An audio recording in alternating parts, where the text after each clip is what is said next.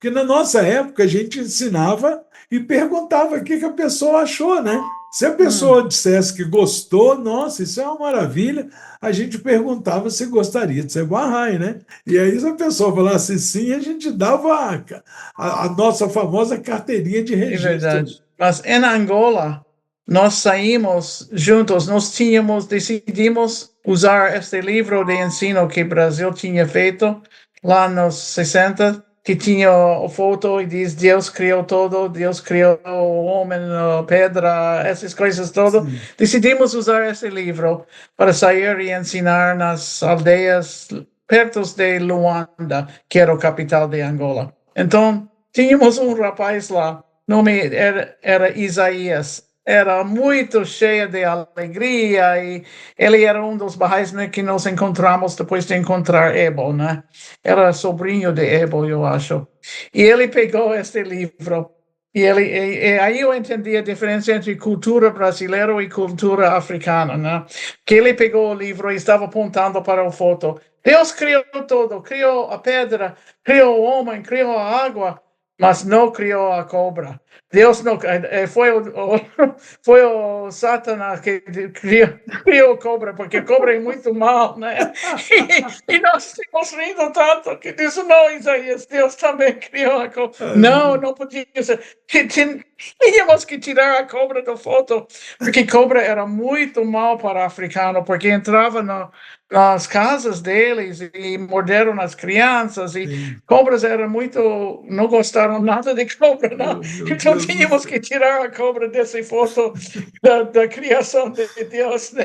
Tem coisas Porque incríveis. Isaías não podia dizer que essa era uma criação de Deus, né? Você me fez. Não podia ser Deus que criou este bicho tão mal, né? Pois é, que coisa, né? Então, a cultura é uma coisa que você tem que respeitar, não é? A cultura das pessoas, Sem dúvida. porque esta foi uma coisa que ele não gostou. E então, por que vai botar uma foto de uma coisa que a pessoa não gosta, a cultura não Sim, gosta, né? claro, Não é claro. necessário, né? Então, Você sabe que você contando essa história, eu vou contar uma outra, você vai lembrar de outras, né?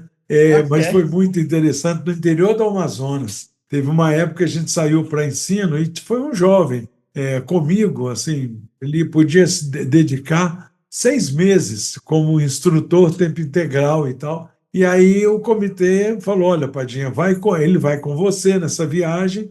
É uma viagem de 15 dias e a gente ia subir até Tefé, uma cidade, né, de Manaus, de Manaus até Tefé, e vai ser treinado, vocês vão fazer ensinos, vão fazer um monte de coisa, e ele vai aprendendo e tal, e qualquer coisa você deixa ele falar, mesmo que ele erre, essas orientações, né? É, Falei, beleza, tudo bem. Aí ele foi comigo. Aí, numa das vilas, a gente ensinando a fé, uma pequena multidão, devia ter umas 13 a 14 pessoas ali, todos da mesma família, e a gente ensinando a fé e tal, e mostrando também um álbum, né? O álbum era muito sim. famoso naquela época, né? E aí, Era bacana esse álbum. mas, aí mostrava, chega uma parte do álbum que mostra, que quando vai começar a falar sobre o Bab, depois falar Bahá'u'lláh. Quando chegou no Bab, aí tinha lá aqueles soldados com fuzil assim na mão, mas não Hum. aparecia. Imagina, a foto naquela época era duro, né? E impressa e tal. Aí ele falou assim: então essa foi a figura do martírio do Bab. E logo passou a página e continuou falando da história. Ele foi martirizado e olha que gera, porque ele lembrou que o Bab escreveu que sobre aquela geração era uma geração de víboras. Por isso que eu lembrei, Sim. você falou cobra, eu lembrei da história. Era uma geração de víboras. Então o Bab falou que essa era uma geração de víboras, uma geração malvada, povo perverso, covarde, mas xingou demais o povo, mais do que contou a história. E, por final, ele falou assim: vocês acreditam que o Babo foi fuzilado numa praça pública com 750 tiros de canhão? Aí Aí um senhor olhou para um, o outro olhou para o outro, falou: Nossa Senhora, 750 tiros de canhão, sobrou alguma coisa? Aí eu não corrigi, né? Verdade. Eu falei assim: não, É, aí subiu uma fumaça enorme na área ali da praça e o bar desapareceu. Mas desapareceu por um milagre. Ele estava na praça. Aí eu emendei a história, mas não corrigi que não era canhão, que era fuzil, entendeu? não, sim, porque as pessoas não entendem completamente. Nós tínhamos uma senhora, não sei se você lembra disso, nós íamos fazer uma festa de 19 dias numa das favelas. Esta senhora era uma nova Bahá'í, era muito bacana, não me lembro o nome dela, mas ela concordou. Ela disse: tudo bem, pode ter a festa na minha casa, mas o que eu vou fazer sobre comida? Eu não, da terceira parte é parte de comida e eu não tenho dinheiro. E algum, não sei, alguém, talvez Pistolino, Gabriel, diz para ela: Abdu'l-Bahá diz que não importa se é só um copo de água, é a parte importante é a amizade e as pessoas batendo papo e sendo amigos, conhecendo um ao outro, tudo bem. Ela diz: lindo. Então, nós fizemos, vamos lá para fazer a festa. Tinha uns 30 pessoas lá, não dentro da casa, porque não cabem, né? No quintal e tudo, ó, sentamos assim contra a parede, assim. E fizemos a parte devocional. Ela tinha escolhido umas orações bacanas e tudo isso. Então, falamos um pouco na parte da administração, o que vamos fazer mais nessa cidade, nesta aldeia. E depois ela entrou na casa e voltou com um copo de água e começou a passar um copo para todas essas 30 pessoas. Todo mundo assim passou para o outro. E quando chegamos a nós, olhamos um para o outro. Yeah. O que vamos fazer? Todo mundo está bebendo do mesmo copo, não? Então bebemos e passamos o copo, né? E entendemos que às vezes você tem que explicar um pouco melhor o que está Exatamente, dizendo, né? exatamente, exatamente. É, foi bacana, assim, mas a amizade e o espírito dessa gente, o espírito era, eles eram barrais muito melhor do que eu vou ser na época qualquer, né? Porque eles têm corações tão puros e tão É, bacana e tão é, cheia de amor, é, né? Então eu aprendi muito com o pessoal com quem nós estávamos ensinando, mas nós estávamos contando eles sobre Bahá'u'lláh. Eles estavam nos ensinando sobre o que tem no coração, o que é fé. É muito exatamente. bacana. É, Então, é uma, passei, não sei, 5 anos, eu acho que foi em Bahia. Acho que foi. E durante essa época, eu fiz algumas viagens. Eu estava em Manaus durante 6 ou 7 meses. Outra experiência bacana. Tinha bichos lá. Amazonas tem tanta coisa que não fica. Bahia também tem coisas, mas não tanto como a Amazonas. Eu lembro uma vez eu estava sentado num quarto no chão porque não tinha móveis, né? E eu estava lendo um livro e eu levantei a cabeça, olhei e dentro não tinha janela, só tinha as paredes e a porta. E entrando na porta tinha um exército de formigas. Formigas, essas formigas perigosas, não? Que comem gente, né? E estava um monte deles, milhares deles entrando na porta e eu não tinha onde ir. Não tinha janela para fugir, não tinha nada. Eu gritei, levantei e saí pela porta correndo assim. E quando cheguei fora, tinha que assim fazer aqui com os pés e tudo, porque tinha esses formigas mordendo. Ai, que. horrível. Mas esse não gostei de formigas, né? E Sim. bichos. Eu não sei como é que eu aguentei ficar tanto tempo na Amazonas com esses medos que eu tinha, né? Mas de qualquer jeito. Mas Manaus, É. você ficou só 6 meses? Eu não me lembro exatamente quanto tempo eu fiquei lá, Eu porque acho eu que estava viajando, eu fui para Roraima, de ônibus de Manaus. Ai, meu Deus do céu, que viagem! Era bacana, mas era difícil, né? Mas era a uma gente lá aventura, né? era duro, porque eu acho que eu lembro que a estrada não era de asfalto, era de pedra de e terra. terra, né, naquela época. É. E levou, eu acho, 3 dias, uma coisa assim. E a gente dormiu no ônibus, parou onde não tinha lugar para fazer xixi, né?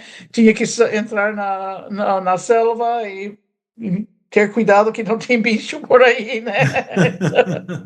Tinha, tinha, Foi, tinha, foi, foi uma experiência diferente, mas o povo de Roraima, muito bacana, muito lindo.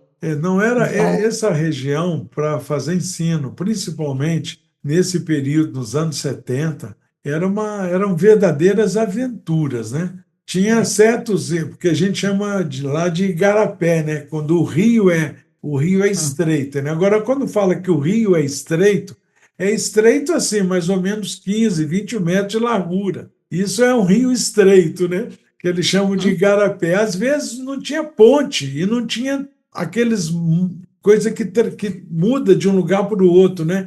Como se fosse balsa que transporta o ônibus de uma margem para outra. Então, o ônibus ficava parado numa margem, a gente atravessava de barco e tinha outro ônibus da mesma empresa esperando do outro lado. é verdade, é Então, aí, assim. muitas vezes, a gente ficava horas de um lado da margem do rio, porque o Uhum. outro ônibus da empresa não chegou É, ainda na outra margem. é, E trocava os passageiros. E tinha gente que esquecia a mala, era uma confusão. E era terra, né? Era terra, igual você falou, não tinha asfalto na época. é. Hoje, uma parte daquela. Hoje, a estrada, eu acho que já foi reformada, asfaltada e tudo.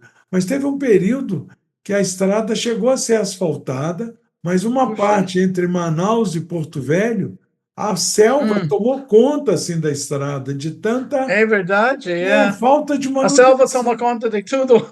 Falta de manutenção, né?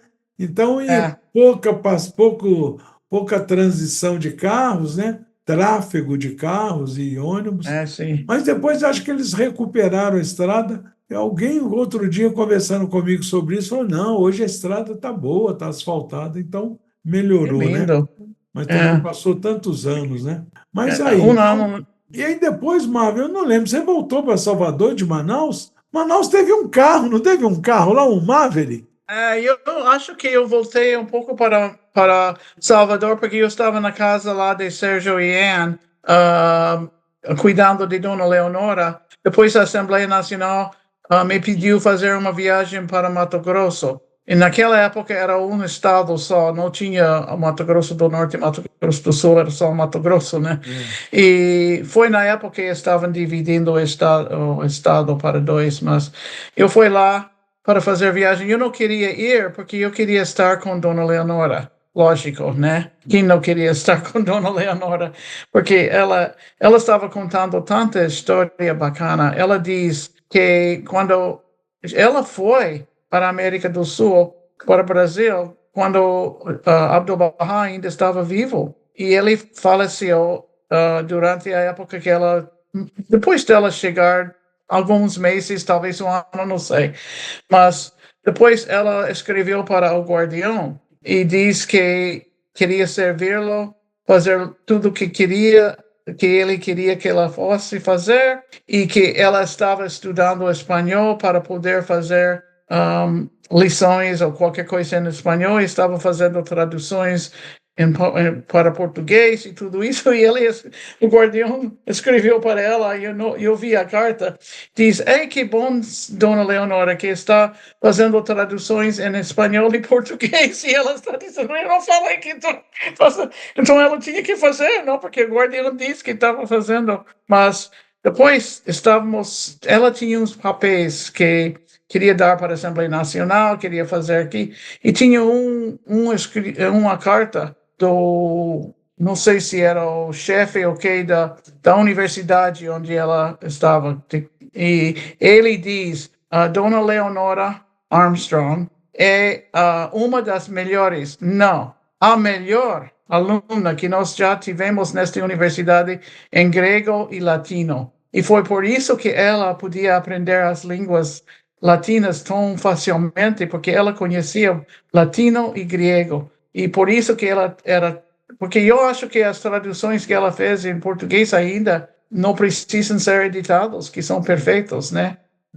E, Porque tanto a língua latina quanto a grega são línguas originais, né? Raiz da língua portuguesa. Então, é. ela conhecia a raiz da palavra, né? Então, Eu não sabia que ela era aluna de grego e latino até lá, até aquela carta que limos. E ela diz, esse não é nada. Dizendo que era a melhor aluna que ele já tinha naquela universidade. É uma pessoa, é interessante, né?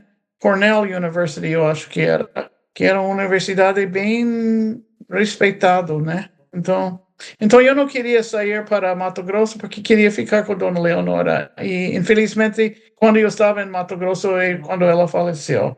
Então eu não estava lá quando ela faleceu, mas realmente não tem tanta importância. Eu pensei naquela época que tinha importância, mas realmente não é importante porque nossos corações são ligados, né? sim, sim. Então, mas foi lá em Mato Grosso que eu falei com o irmão de Sr. Shapur, Monagem. O irmão dele e a senhora que era americana, Kathy, e qual era o nome dele? Não me lembro. Farhang. Farhang e Kathy Monagem. Que eles disseram, Marvel, você deve ir para a Terra Santa. E eu disse, bem, se eles me convidam, talvez, eles dizem, você acha que a Casa de Justiça conhece todos os Baha'is do mundo? Você tem que fazer, e você tem que escrever uma carta oferecendo os seus serviços, e se eles querem usar, eles respondem. E eu disse, eu posso escrever para a Casa de Justiça?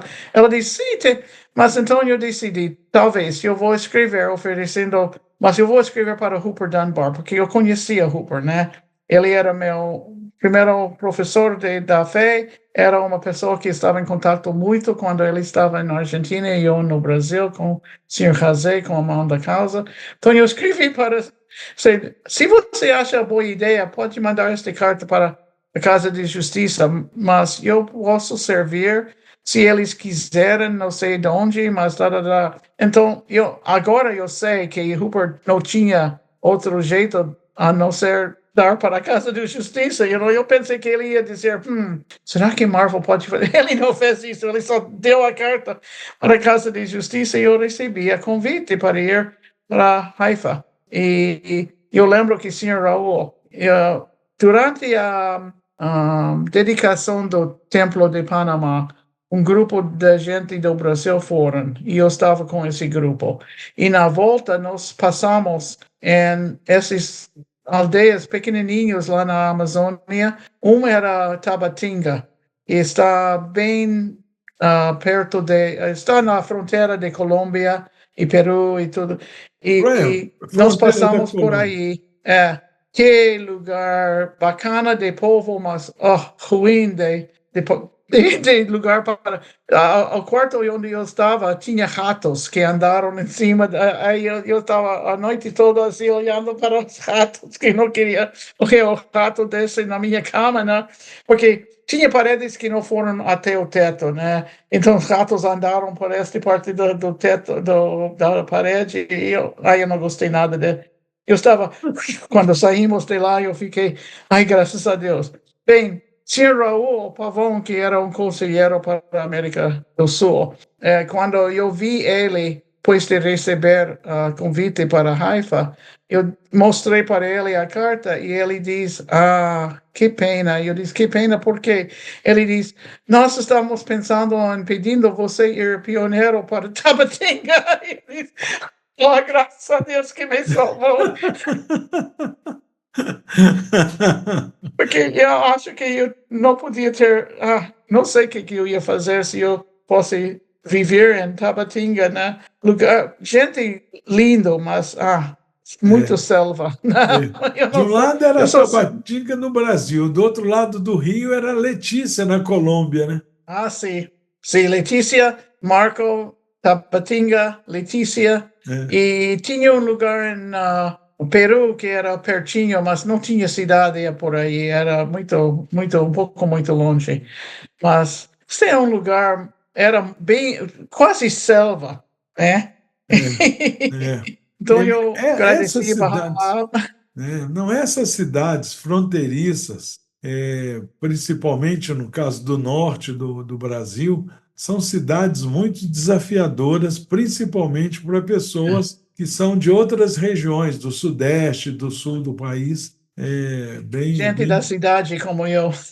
Gente de cidade, é bem complicado mesmo, né? É, Manaus, alguém que vive, que nasce e cresce em Manaus, porque todo mundo tem uma visão de Manaus, que é uma cidade meio que na selva, um negócio assim de o pessoal anda de bota e vê leão, tigre na rua, nem tem esses bichos no Brasil. Mas é uma cidade enorme, é. moderna, E é bonita. cidade. E a pessoa que nasce em Manaus, cresce em Manaus, eles irem também para essas cidades do interior, principalmente fronteiriça, é um Sim, choque de cultura é, enorme, né? é um choque. Mas e aí? É. Aí a Casa de Justiça te chamou. Sim, então foi em 81 e eu fui primeiro para a minha casa. Oh, era interessante porque você sabe como coisas funcionam no Brasil, né? A Casa de Justiça me mandou dinheiro em dólares para minha passagem. Então eu fui trocar o dinheiro no câmbio local, né? Não no banco. No Sim, câmbio local onde ganha mais dinheiro, né? Não é ilegal, é normal. sim. Então eu fiz isso e recebi esse dinheiro e comprei passagem. Depois, antes de sair, eu fui no banco e troquei para ganhar mais dinheiro, mais dólares de volta, né? E então, quando eu fui para Haifa, e meu marido, naquela época, era casado com uma senhora linda que ela faleceu, mas ele estava trabalhando no departamento de finanças, financeiras, de dinheiro, né? Então eu dei para ele os recibos e tudo isso. Ele disse: Espera aí, nós mandamos, vamos dizer, $500. A passagem era quatrocentos dólares e você está me dando 200 de volta, né? Este não é bom. Como é que você chegou com mais? Eu disse: Bem, eu fiz o câmbio aqui, assim, e ele fez assim. Eu vou botar como contribuição, porque eu não posso entender nada disso, né? Mas era interessante. Esta era uma história pequena de primeira vez que encontrei um homem com quem eu casei mais 4 anos depois, não, 5 anos depois. A esposa dele faleceu de câncer. E 2 anos depois, nós decidimos. Alguém disse para mim: Marvel, se você está procurando um marido, eu disse: Não estou. Mas se você está, um dos melhores é Ben. E Ben Gurkey. E eu disse: Sim, mas eu ia dizer, ele é casado. Então eu lembrei que ela foi quase 2 anos que ela tinha falecido. Mas eu tenho no meu coração tanto amor para ela e ele, os dois, né? Eu não tenho os ciúmes de nenhum jeito, porque Claro. agora os dois estão no outro mundo. E eu disse: Eu vou estar aí. Espera aí um pouco, né? Mas eu sinto muito feliz que eu conhecia ela, porque ela era uma pessoa muito bacana. Ela era de descendência japonesa, de Hum. Hawaii, e eles encontraram em Alaska Ele é e depois americano, né, Mário? foram servir a casa de justiça de lá, os dois. Ele é Então, americano, né? sim, é americano. Ela também era americana, mas de descendência japonesa. Deixa eu te contar uma história que com certeza você não lembra, mas aqui tem um ditado no Brasil que você deve lembrar: quem bate esquece, quem apanha lembra, né? No Hum. meu caso, eu não apanhei, não. Eu estou muito feliz com a lembrança. Estamos, né? Eu casei em 81 com Ah, Verônica, e você conheceu Verônica ainda, nós éramos solteiros em Manaus e tal. Eu lembro muito bem, a gente, duas historinhas. Nós fomos convidados para uma festinha na família de Verônica, e naquele aham. período, lá na sede Bahá'í, nós tínhamos o William Rodrigues, lembra do William Rodrigues? Ah, sim, sim, sim, Então, sim. esse também está no céu, né? E ele ficou hospedado conosco na sede. Nós morávamos na sede, você e eu. Eu acho que Jairo também acho que morava também na sede na época, Acho que sim, acho né? que sim. E É. aí, na festinha, nós estávamos na mesa ali com a família de Verônica e a minha sogra, a mãe de Verônica, falou assim: Ah, então é você que mora com o Pádua? Falou com você, né? Aí eu falei assim, mora eu, ela. Aí falei, o William, porque o William também estava, né? O William. E aí ela falou assim, não, mas eu não acho ruim, não. Ela tem uma cara de santa, então pode. Ah, Falou que você tinha uma cara de santa. eu não lembro disso. Ela falou isso, é? Falou, aí pronto. Aí foi muito, todo mundo aí achou engraçado. Até vi outras coisas engraçadas naquela noite. Mas, enfim, o que eu quero contar não é isso. Quando você estava na Terra Santa, foi o período que nós casamos. Aí nós mandamos a notícia para você que a gente ia casar. Você sabia, antes de ir, você sabia que a gente ia casar em julho daquele ano. Aí acho que você falou que já devo estar na Terra Santa. O Hum. fato é que você, depois de algum tempo, não lembro quanto tempo, meses depois, você mandou uma carta para nós com duas penas dentro da carta e falou que Aham. você estava fazendo oração nos lugares sagrados para nós, para nossa felicidade. E passou um passarinho e caiu duas penas. Ah, meu Deus do Aí céu, eu você não não lembro sabe disso. se foi do passarinho ou se simplesmente, naquele momento, caiu duas penas, né? E aí você achou Ai, que uma pena representava Verônica e eu, né? eu Aí você ando. colocou as penas no envelope e contou essa história. Eu não lembro dessa. Eu, puxa vida, que bacana. Mas nós temos as penas até hoje. Não, É, jura? então, Ah, assim, mas tem são coisas. penas sagradas se estavam perto, se vieram de uma passarinho que estava perto dos lugares santos, então essas penas são sagradas, né? Pois é, pois é, pois é. Que lindo! Então, Eu não lembro disso. Puxa vida, que é, bacana. tudo que É. nós temos ligado à Terra Santa, quando a gente fez a peregrinação, o que nós Hum, compramos lá, compramos uma garrafa. Eu adoro azeite, né? Aí eu comprei uma hum, garrafa de azeite, eu acho que é grego o azeite, não sei, mas uma garrafa eu comprei por causa da garrafa, mais do que do sei. azeite. E aí nós temos a garrafa até hoje. Aí, quando os meninos eram pequenos, eu falava, cuidado que essa garrafa é sagrada. Essa garrafa é sagrada. Garrafa sagrada porque foi comprada em Haifa, Na Terra Santa, né? na Terra Santa. Então, tudo que vem de lá Que é bacana. sagrado. Mas é É isso. muito Então, bom. teve esse episódio, essa sua oração, e que, graças a Deus, já vai fazer 43 anos que somos casados e, graças a Deus, muito Puxa, que felizes. bacana. É. E vocês não parecem mais de 43 anos de idade agora, Não, mas então não sei na como é que verdade eu tenho vocês cinquenta e nasceram com um. um ano. Vocês casaram com um ano de idade, né? Não, eu tenho 51, mas o motivo, a razão é muito racional. Quando eu conheci a fé em 71. Fiquei É. uns 2 anos participando de atividades com jovens, saí até para ensino e tal. Em 1973, eu me tornei Bahá'í. E aí, quando eu me tornei Bahá'í com Caca, com Carlos Alberto. Ah, Caca, eu conheço o Caca, sim. Então, aí Carlos Alberto, né? esse Caca também não é mais Caca, é Carlos Alberto. Ah, Aí, sim. Para mim, né?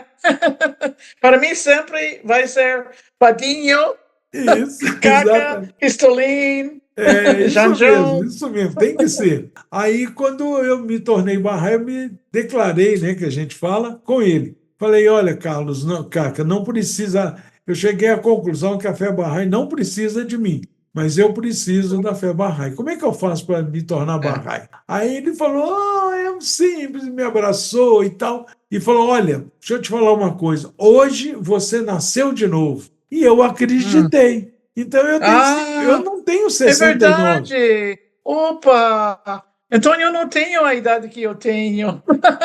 Eu tenho Não, 22 anos menos. Eu era, exatamente. eu tinha 21 anos e meia quando eu declarei Então, Bahá'í. você tem só 61. Este é bom. Estou gostando deste. Então Esse, se eu tenho 51 e casei e tem 43 anos de casado, eu casei com 8 anos. lógico. E Verônica, ainda mais jovem do que Verônica você. tinha 5. Verônica parece ainda que tem 40 anos de idade. Ela é linda. Pois é, muito obrigado. Mas, ô Marvio, aí quanto tempo você ficou na Terra Santa? Então, eu fui em 81 e saí foi em 90, 13 anos. 13 Foi anos. 13 anos. Eu comecei no departamento de estatísticas e na noite, depois do trabalho, a Casa de Justiça e a Maryland Dunbar estavam me pedindo fazer traduções das coisas que chegaram lá em português, lá, atas das Assembleias Nacionais, cartas, qualquer coisa que chegou em português para traduzir para inglês. Maryland Dunbar estava fazendo espanhol e português quando eu cheguei, e era muito difícil para ela fazer português. Então eu disse, eu posso fazer. Então eu estava à noite, tinha esta máquina de escrever, era antes dos computadores, né? Tinha esta máquina de escrever enorme, e eu estava batendo e cansada porque era depois do trabalho, né? E de vez em quando você vira a página e depois, o que aconteceu aqui?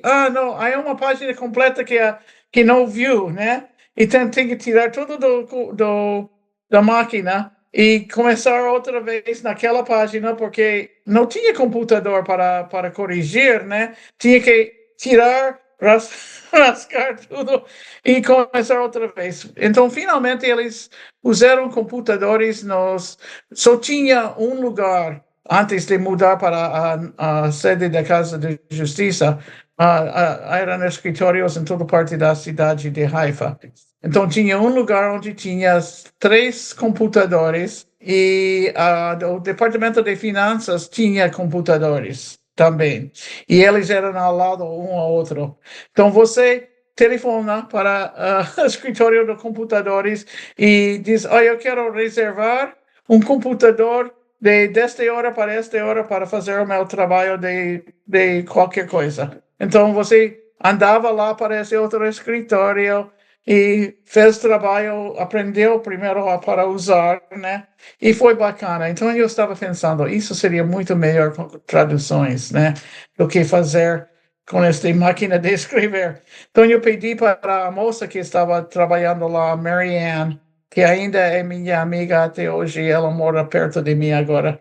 E Mary Ann diz, sabe, Marvel, se você quiser, nós podemos ir antes, cedo da manhã, antes do trabalho começar, e eu posso abrir o escritório e fazer tinha que desligar os computadores todas as noites, porque não tinha maneira de guardar eles seguros, né? Porque não tinha ar-condicionado, que era certo, tudo isso.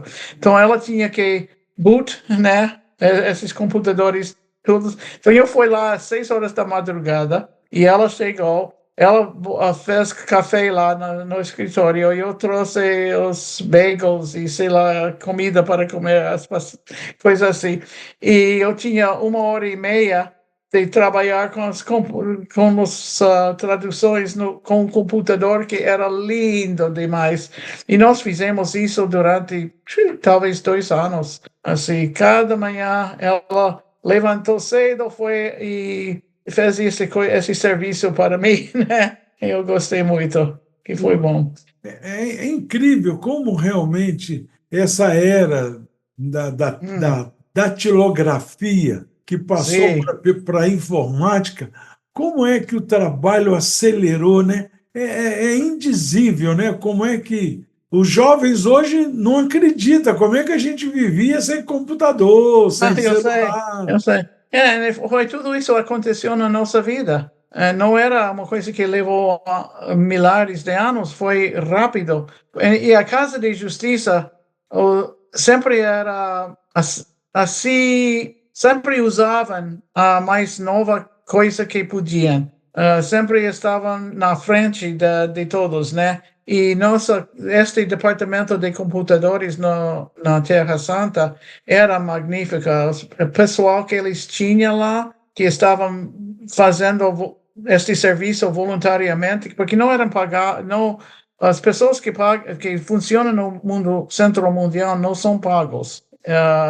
A Casa de Justiça dá uma pequena, que chama de, como é que chama este, de só para comprar coisinhas É como se fosse uma pessoal. dedetização para alimentação. É um dinheiro pessoal que você pode usar como quiser. E Uhum. eles tomam conta da casa e das outras coisas, né? E então, eles dão mais ou menos US$ 100 por mês para gastar em coisas pessoais e tudo isso. E esses homens podiam ter ganhado uma fortuna com o conhecimento que eles tinham de computadores. Aliás, eles eram a primeira em Haifa para aprender a ligar os computadores e fazer que um computador ligado podia servir 600 pessoas e em 3 ou 4 cidades, porque tinha pessoas usando computador em Jerusalém, em Acre, em Baji e em Haifa. Estávamos todos usando o mesmo computador, porque eles aprenderam a fazer isso. E o exército israelita estava ouvindo desta coisa magnífica que os Bahá'ís tinham feito com computadores e queria um tour. Pediram na Casa de Justiça, podemos, faz favor, ver como vocês fizeram isso? A Casa de Justiça disse sim. Então mandaram um coronel e eram 5 pessoas que chegaram do exército. Estavam vendo como nós ligamos todas essas máquinas, como usaram Unix, a língua Unix, que era a primeira vez que usaram isso. E eu lembro que ele estava, o último lugar no escritório foi onde eu estava trabalhando, porque eu mudei para computadores quando Mary Ann saiu. Eu fui para fazer o trabalho dela. E eu estava lá escutando, eles falaram com esse jovem Bahá'í. E o homem do exército diz, como é que qual é o pessoal que vocês têm aqui nesse departamento? E ele era persa, o rapaz que respondeu, ele diz 15. E o 15, né? E o coronel diz, como você pode fazer isso com só 50 pessoas? E o rapaz, não é 50, é 15, 5. E o coronel pensou que ele estava mentindo, porque eles tinham 200 pessoas no exército que não estavam fazendo a metade do trabalho que esses 15 estavam fazendo em Haifa, né? E ele estava fazendo oceano, não acredito. Tantas histórias, né? Tantas É, histórias, tanto progresso. E a gente não fica sabendo, né, desses detalhes, porque são detalhes tão assim íntimos até, né? Pessoais sim. do dia a dia de trabalho, né? Uhum. É interessante, né? Então, mas foi em Haifa que eu comecei no departamento de estatísticas e quando Mary Ann saiu, ela diz, Marvel, você tem que ver, e você sabe melhor do que todos, porque estava todas as manhãs funcionando, assim, trabalhando com as traduções, usando as máquinas, você conhece melhor do que ninguém, você vem tomar meu trabalho. O trabalho dela era ensinar a pessoa a usar os programas e ajudar em qualquer problemas que tinha, né? Não Uhum. era programação, era ensino, realmente. Então, eu fui fazer o trabalho dela no departamento de computadores. E então, Eu e lembro de foi. uma, eu lembro de um desses jovens em ano de serviço aí lá em Haifa, na Terra Hum, Santa, e que a Casa de Justiça, por alguma razão que eu não lembro agora, ofereceu um jantar para o alto escalão do governo israelense, né? E aí os convidados, esses oficiais, esses governantes lá, ficaram impressionados com a elegância dos é, garçons, das garçonetes e tudo mais. E é, pediram que realmente eles recomendassem para eles qual era o buffet que eles contrataram, porque essa gente é muito educada, são muito. Aí, eficientes hã? eficiente, Eficiência pessoal é nota eficiente. mil. Aí um dos membros da Casa de Justiça que foi perguntado qual era o endereço do buffet, ele falou, ó, vou falar para o senhor, aquele ali é engenheiro nuclear, aquele ali é um Uhum, neurocirurgião, aquele é, ali é um engenheiro civil, aquele outro ali é um técnico. era só gente assim de alto escalão das suas próprias profissões, É, mas estão aqui servindo por um período de serviço gratuito. Eles não é, têm salário para isso. Então, quer dizer, eles é, não sim. têm preço, né? É verdade, é verdade. E o pessoal podia ser voluntário para estas comidas que fizeram com o governo. Então, tiraram o pessoal de qualquer departamento que queria fazer o trabalho, né? Então, podia ser um computador, gente que trabalha com computador, podia ser engenheiro, podia ser pessoa que trabalha no jardim. Porque Exatamente. quando eu cheguei lá, o pessoal não. Hoje é um pouco melhor que o pessoal que chega tem o, como é que diz, tem ocupação Sim, que precisa lá em as Haifa. Mas funções. nos primeiros dias, a gente trabalhou onde era necessário, não importa o que. Se você podia ser engenheiro ou mecânico e trabalhar no jardim, ou trabalhar como pessoal que limpa a casa de justiça e os banheiros e coisas assim, que não importava qual era a sua profissão, você fez o trabalho que era necessário naquela época, né? Exato. E é interessante. É porque é um serviço muito abnegado, né? É um serviço que está prestando à humanidade, né? Não tem valor econômico no sentido monetário, né? Financeiro. Sim. E é um período que cada um dedica e é um período único da vida, né?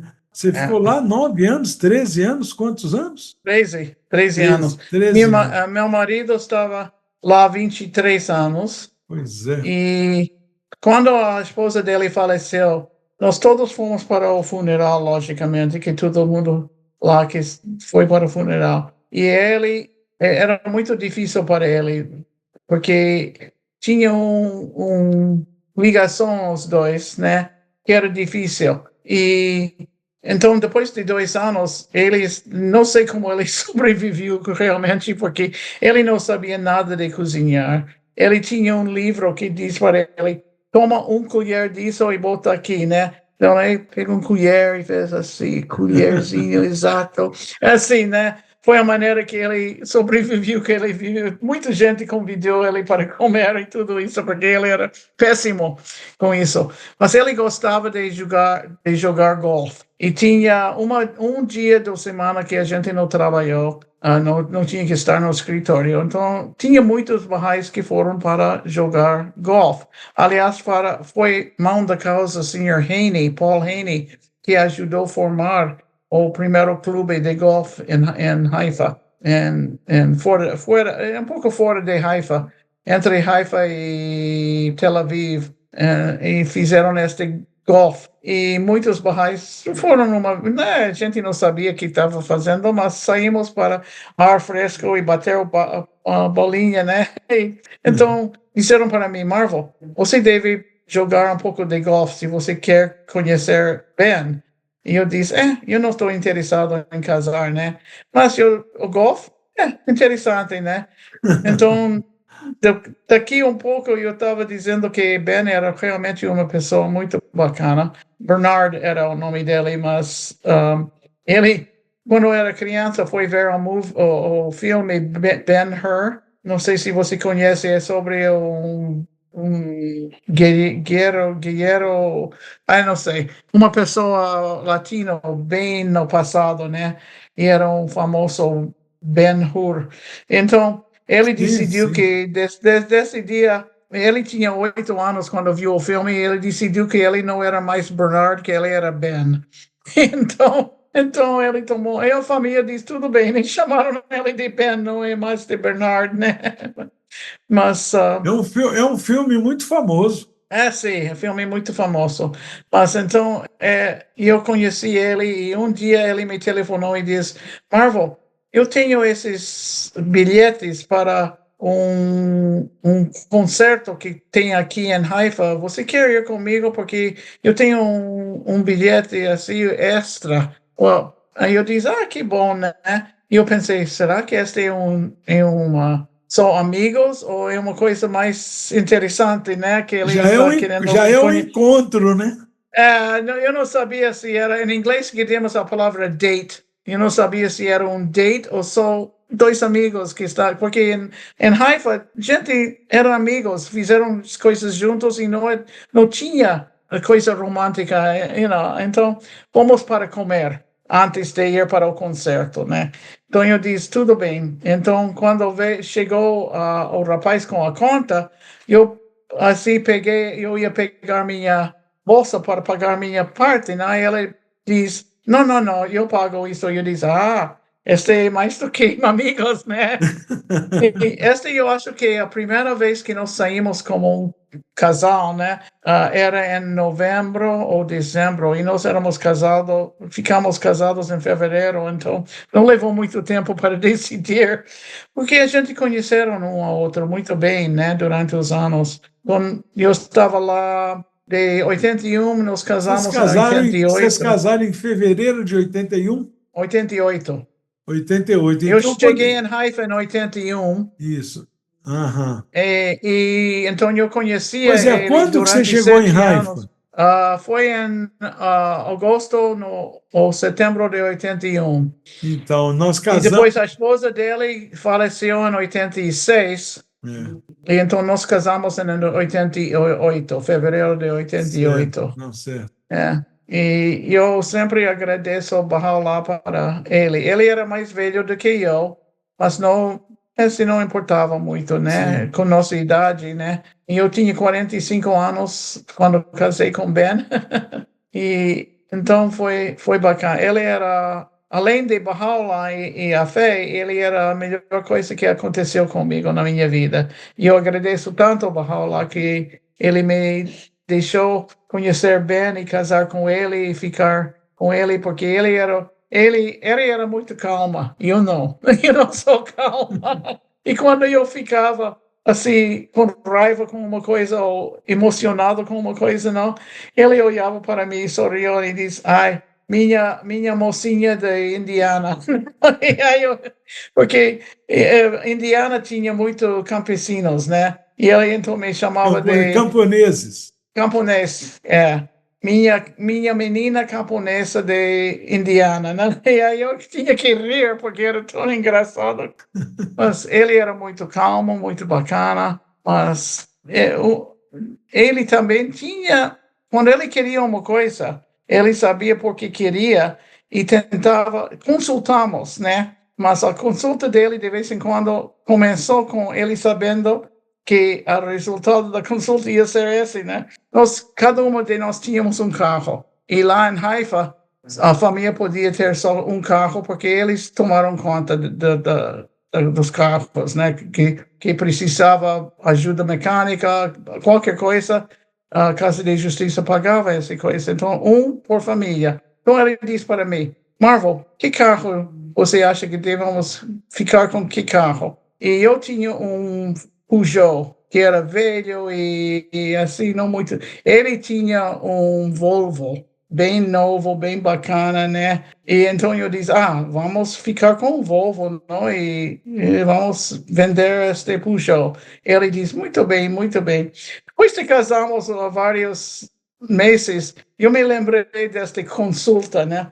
Eu disse para ele, Ben, se eu disse que eu queria ficar com o Peugeot e vender o Volvo, o que você ia fazer? Ele disse, eu ia falar com você até você concordou que temos que ficar com o Volvo, porque o Volvo é o... Então era uma consulta com... Ele conhecia o fim da consulta antes de começar a consulta.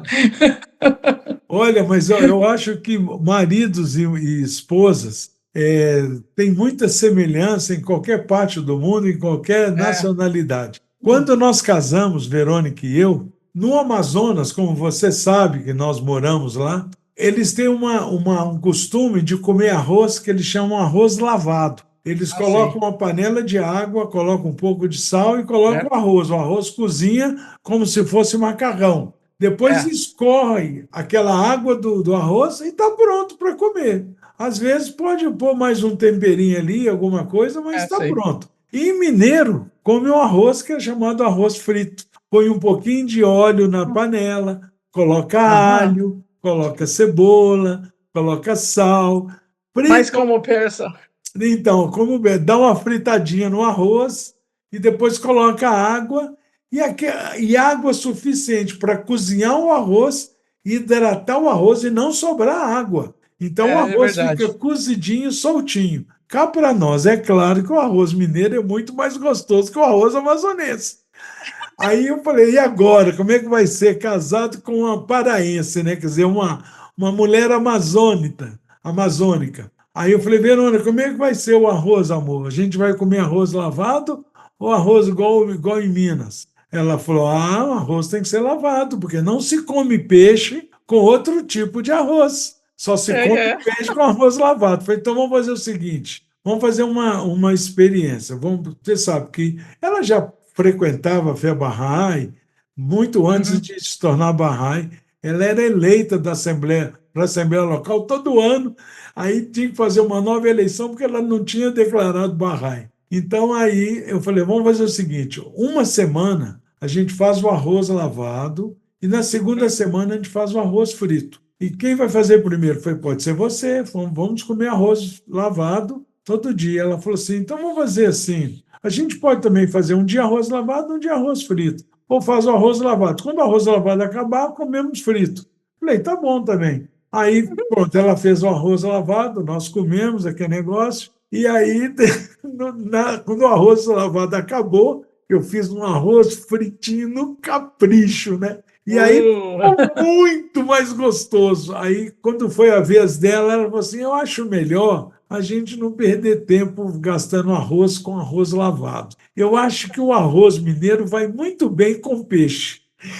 Mas eu já tinha um plano, igual seu marido, eu já É, tinha um sim. plano se ela falasse com Você, arroz lavado. você estava consultando, mas você sabia qual é o fim da consulta, igual a Ben. Sim. Exatamente. Mas outro dia eu aprendi uma coisa que eu achei terrível. Mas agora que eu caí na real, depois de tantos É, anos de sim. casado, eu sempre achei que eu era a cabeça da família. E aí Verônica falou: de fato você é a cabeça, mas as mulheres são o Uhum. pescoço. Uhum. Vira a Uhum. cabeça para onde quer.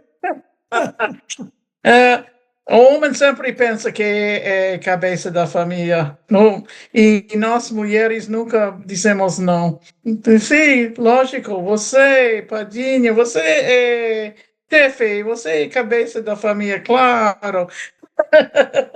Mas a mulher é o pescoço, né? É, sim. E eu, as mãos e as pernas e tudo. Isso mesmo. Ô, Marvel, mas Sim. tem um episódio da sua vida que é muito importante. Você sabe que a gente não pergunta por delicadeza a idade de uma mulher. Mas você tem que dizer sua idade, porque eu gostaria demais que você compartilhasse conosco um pouco da sua habilidade de luta marcial. De meu jiu-jitsu. Isso é muito É, importante. este mês eu fiz 82 e 2 anos atrás, quando eu celebrei aniversário 80 em Campinas, Brasil. E os campineiros, os bairros lá, fizeram uma linda celebração lá na sede local para meu aniversário. E eu estava no Brasil não só para visitar amigos barrais, mas eu fui para um campeonato de jiu-jitsu brasileiro que chama Gracie Barra. E estava em Florianópolis. E eu fui lá e eu queria fazer luta, né? Para ganhar qualquer coisa, né? E eles disseram, Marvel, estamos muito tristes para dizer que não encontramos ninguém de sua idade com quem você podia lutar. Então nós vamos te dar só uma camisa. E as outras moças lá estavam dizendo, não, não, Marvel chegou aqui, Marvel quer lutar, Marvel quer ganhar mais do que uma camiseta, Marvel quer isso, Marvel. Então eles acharam uma moça que concordou lutar comigo. E eu acho que eles disseram para ela, cuidado, ela tem 80 anos, não machuca essa senhora, né? Porque ela era muito assim. Na minha escola em Rio Rancho, onde eu moro, o pessoal lá me conhece, eles não me dão nada. Se eu ganho uma coisa, eu tenho que ganhar. Eles não me dão nada. Mas essa moça estava assim, né? Então, eu peguei e tirei ela e botei ela no chão, né? Então, ela pensou, eu acho que este Marvel não é assim fácil a machucar, né? Mas era tarde demais porque ela me deu a abertura e eu tomei a abertura e eu ganhei e ganhei uma medalha de ouro. Ela ganhou de prata, mas não acho realmente. Foi bacana, eu gostei. Sim, E claro. eu encontrei com o senhor Gracie, que ele era o filho do fundador deste clube, Gracie Barra. E tem clubes em toda parte do mundo. Eu encontrei com um rapaz lá, um senhor, que era de Angola. E eu falei com ele, eu morava em Angola muitos anos atrás, na África, e ele me convidou para ir visitar. Eu gostaria, vamos ver se eu consigo fazer isso. Seria tão bom voltar para Angola e ter um amigo não Bahá'í também para Visitar. assim, com quem posso falar, com quem posso convidar, ou ele conhecer os Bahá'ís lá e tudo isso, né? Seria bom, porque eu Muito gostei bom. muito dele. Ele era angolano, tinha uma escola lá de jiu-jitsu em Angola, em Luanda. Então, Muito isso é bom. bom. Mas eu gostaria muito que você tivesse contado esse episódio da sua vida, porque muitas vezes nós cuidamos da nossa saúde, cuidamos do físico, dessa parte, porque afinal é a alma da gente que a gente está cuidando de forma indireta. Porque se o corpo É, está saudável, a gente pode viver mais tempo com qualidade. Aqui em casa, a gente fala muito isso. Não é importante viver muito, é importante viver com qualidade de vida. Que a gente sim, não fique entrevado numa cama nem nada, né? Que a gente é. possa continuar servindo à humanidade de alguma maneira. E aí, quando eu tomei conhecimento do seu feito, falei, Marvel lutando jiu-jitsu, eu falei, lutando só não, rapaz, a mulher é campeã. E ela teve no Brasil aqui, aproveitou e já derrubou uma rival aqui e levou uma medalha de ouro.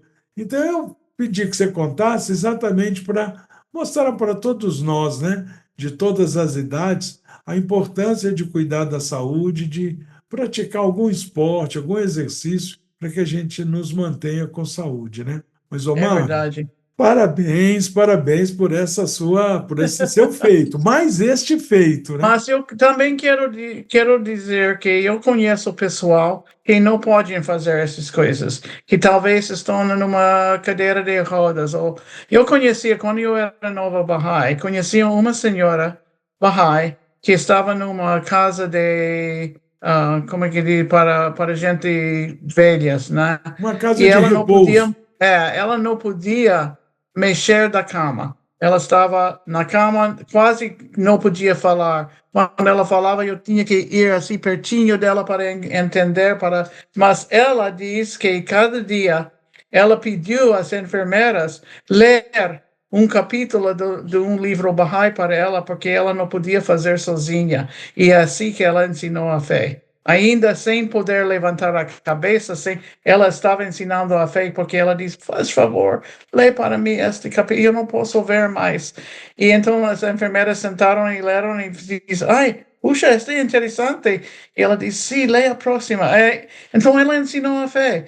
Então, a pessoa pode fazer, não importa como está o corpo, a alma é o mais importante, como você diz, mas lógico, se você tiver, você tem que tentar tomar Claro, conta de seu corpo, mas ainda se não tiver mais corpo, não importa, você pode ensinar a fé. Qualquer jeito, dá um jeito, né? Dá um exatamente, jeito. exatamente. Muito bem lembrado, porque É, isso não deveria, né, servir de desculpa, é, né? Ontem eu vi um vídeo de um rapaz, estava fazendo um tipo de pesquisa, o rapaz teve meningite quando era adolescente, teve que amputar as pernas e os braços. Então ele ah, ficou 6 meses numa UTI, entre morre e hum, não morre, até que ele recuperou a saúde, né, e teve que colocar é, pernas e braços mecânicos. Então ele falou que quando ele se viu num espelho, ele só teve uma vontade, de morrer, porque não era mais ele. E com o tempo ele foi percebendo que mesmo assim, mesmo nessa condição, ele podia fazer algumas coisas. E essas algumas coisas que ele podia fazer, aí mostrou o vídeo, ele dirige, ele joga futebol, ele faz um monte de coisa impressionante. Eu não É sei se eu impressionante, teria essa força, sabe? Mas é assim, é possível, né? Pessoas demonstram. Eu acho que essas coisas acontecem com algumas pessoas, claro, com a permissão de Deus, é para nos exemplificar de que tudo é possível quando a É. pessoa realmente tem esse É, espírito, né? e a parte importante da gente é esta alma e o espírito, porque nós sabemos que quando saímos desse mundo não levamos este corpo junto. Claro. Lógico que o corpo é uma dádiva de Deus quando estamos aqui nesta terra e temos que tomar conta o mais possível. E tem provas e coisas assim que acontecem com a gente. Alguns são físicos, outros são mentais e espirituais, e todos temos essas coisas. Mas eu vou dizer para o pessoal, eu era uma pessoa muito, eu não gostava sair de casa. Minhas irmãs, meu irmão, eles tinham amigos sempre saindo de casa, e eu queria ficar em casa. E eu tinha muito medo quando eu levantei para ser pioneira aqui, não sei como que aconteceu isso, mas se eu soubesse que muitas pessoas não tinham ido, talvez eu também não iria, mas tem que tomar esse passo. O mais que dá susto, tem que tomar esse passo, porque muda a sua vida completamente e dá muito melhor do que você imagina que pode dar para você. Então, se você tiver a oportunidade de fazer uma coisa, toma este passo, porque nunca vai ter, nunca vai, como dizer, você sempre vai ficar feliz que você fez este passo, porque vai mudar completamente o que você faz na sua vida. E a minha vida completamente diferente. Se eu tivesse ficado na minha cidade em Indiana como professora, velha agora, sem assim, né? A minha vida é completamente diferente. Sem dúvida. Eu conheço o Padinho. Vou te chamar de Padinho agora Não, para pode chamar frente. de Padinho, não tem importância. Ok, Padinho. E se não fosse que eu tinha tomado este passo para frente, tanta gente na minha vida que não ia conhecer, tantas coisas, tantas benções, tantos problemas, todos esses são parte do crescimento da gente. E é importante que fazemos estes. Tem coisas que faz triste, coisas que faz feliz, mas minha vida, para mim, é uma vida abençoada. Fui abençoado por Bahá'u'lláh. E eu sei que eu tomei passos, mas as benções estão aí. Você somente tem que pegar. Em todo lado de nós temos essas benções esperando para a gente, né? Então, Exatamente. Você acabou de responder uma pergunta que a gente recebe recorrentemente. Todas as vezes a gente recebe essa pergunta de alguém, perguntando: quando você estiver conversando com um desses convidados de Uma Graça de podcast, pergunta para eles o que eu tenho que fazer para sair de pioneiro, o que eu preciso ter. E você respondeu aí de forma indireta, né? e eu acho que se eu fosse escrever um livro, eu ia dizer que a Marvel era uma pioneira acidental, que não era de passo, e depois de tomar este passo, eu foi para frente, com medo, não sabendo tudo isso, mas funcionou. Exatamente, exatamente. Marvel, no Então, começo da não tem que fazer nossa nada a não ser vai para frente. coragem, né, Marvel? Coragem. Não sei se é coragem ou o que é, mas tem que tomar o passo. Ainda se não tiver coragem, faz, porque você vai ficar tão feliz no futuro. Eu falo coragem é porque eu li outro dia não, algum tempo atrás, eu li esse filósofo falando sobre fé. Ele falava assim: fé é aquele sujeito que dá um passo e deixa que Deus depois coloque o chão. É isso mesmo. É isso mesmo. Ah, gostei disso. Isso é bacana. Pois é. Ô, É, Marvio, você sabe que nesse nosso Uma Graça de Podcast, nós não apresentamos o convidado, né, a convidada, você é que se apresentou. Despedir também nós não despedimos, é você que despede dos nossos espectadores, mas com mais uma vez o registro aqui de nosso profundo agradecimento, você ter contado um pedacinho da sua vida e está registrado sim. para sempre, se Deus quiser, essa sua passagem no Brasil, pela Argentina, pelas Ilhas Malvinas, pela África, está agora nos Estados Unidos, teve na Sim. América Central, teve em Haifa, teve na Terra Santa.